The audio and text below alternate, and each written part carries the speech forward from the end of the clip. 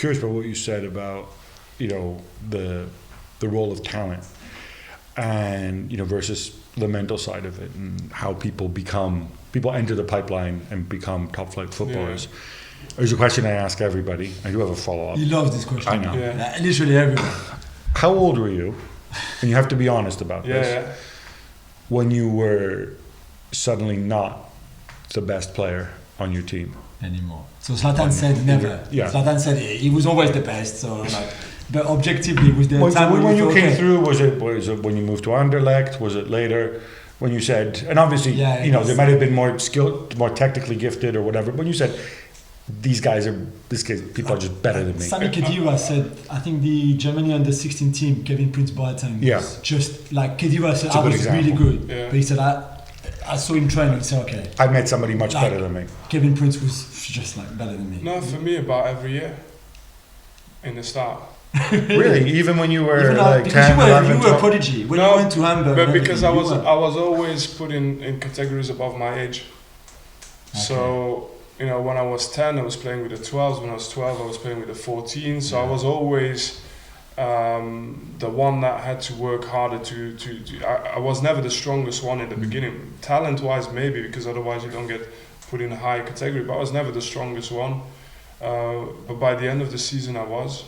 and I felt the same when I went into the first team, and then when it was time, that's when I made the step. And I felt the same when I went to Hamburg. Was difficult because I had big injuries there, so that got in the way. But with City, I experienced it probably in 3 or 4 cycles like this.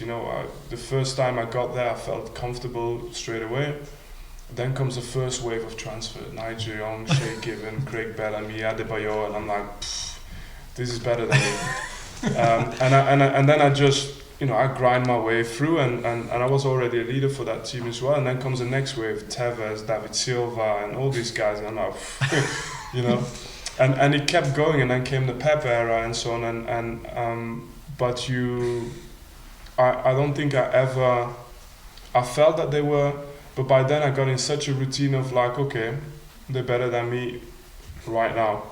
And then let's see at the end of the season, and that was how I think I was able to progress in this game. But even when Pep arrived, you didn't feel like, okay, I'm established here, I'm the club captain. No way. You questioned yourself. You could have won titles already. No, because the way he came in as well is everything he brought in had nothing to do with what we did before.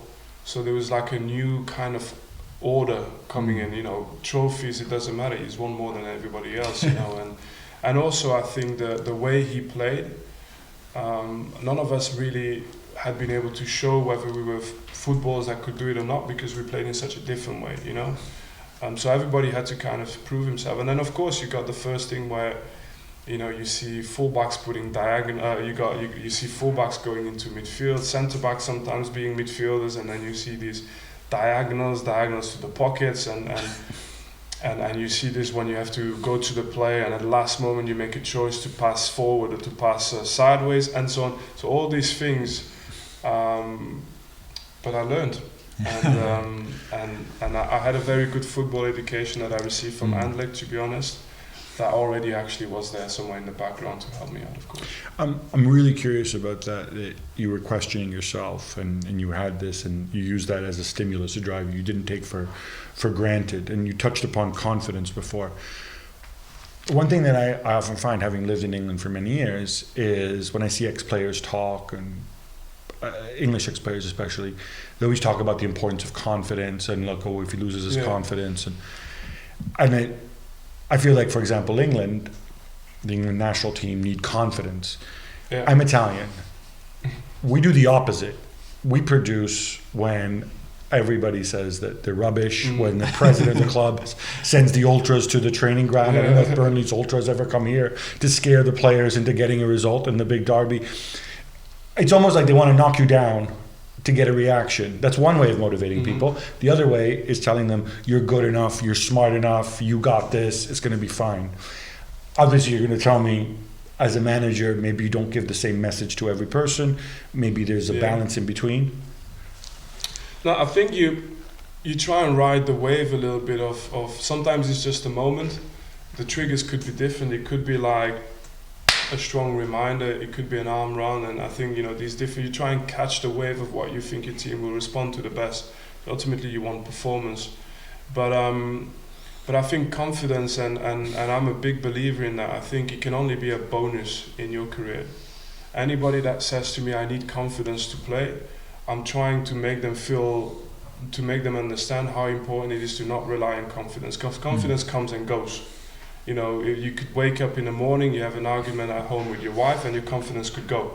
And some fan could say you're the best, your confidence come back out, and there's a kid saying you're rubbish, it can go again. And it's such a treacherous friend, confidence. He will betray you. And I think your biggest tool, your biggest asset in your career is consistency, and the way you are, and also you can train yourself to be confident. And I think the way you train yourself to be confident is by being consistent in your routine and in your habits. And then when you get onto the pitch, you can have that arrogance because if you've done your preparation well, you defend the colors of a club that represent your level, right? So why should you doubt that you're in the right place? And you go. And once, I always had this thing that's how I imagine the best. Those players who get better with age, and you had the examples of Pirlo and stuff, and I think I experienced it a little bit as a central defender myself as well, because I was playing through injury, I was never physically 100% fit, and I was able to perform. And the biggest thing is when I got onto the pitch, it became like you live in a bubble almost, where there's not a lot of noise, everything is calm, and there's not a lot of stress either. But everything you're trying to be a step ahead of it, and that comes. I think you train now. Experience is a big help, but the right habits towards it. It's not confidence. Confidence comes through that. Kompany, the manager, is coming from the education at Anderlecht, from the education with Mancini, from the education with Pellegrini, from the education with Pep. Yeah, all of them. All of them. Mark Hughes. Yeah, of course. Because you've taken little things from, or maybe a bit more from someone, or how does the Kompany manager work? No, you take from all your experiences, and it's cliche, but you learn also from those that you didn't really appreciate. Really? Yeah, of course. This is what. But later on. No, because I think that's also what drives you to be a manager. You got these guys who've taught you certain stuff. These guys who've done things that never made sense to you, and you're like, okay, I want to have a go at getting it right. Yeah. We never get it right, but I think the idea is still that you learn from all the influences you've had in your life. Yeah. Is it? Sean Dyche was a good footballer, but not on your level. I think you'd be the first to assume. One thing that I've gotten from people who were top players who've gone into management is the frustration that you get sometimes from dealing with people who, they simply can't do, or they can't see, or they can't think as quickly as you did, right? Because there is such a thing as natural talent. Not everything is taught.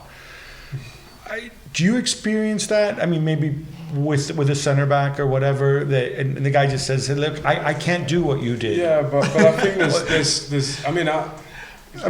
because you had Mancini, you had Pep, you had legendary footballers before they became managers, right? Yeah, but number one, it's not like I was Messi or Ronaldo in my career, But Mancini was. That's why he sees it a bit differently. but I was a good player, but I was, I've been at the very, very top. But the key part, I've never seen myself. My passion is around development as well. Right. And so you can put the standard so high for a young player, but you just gotta have the pathway.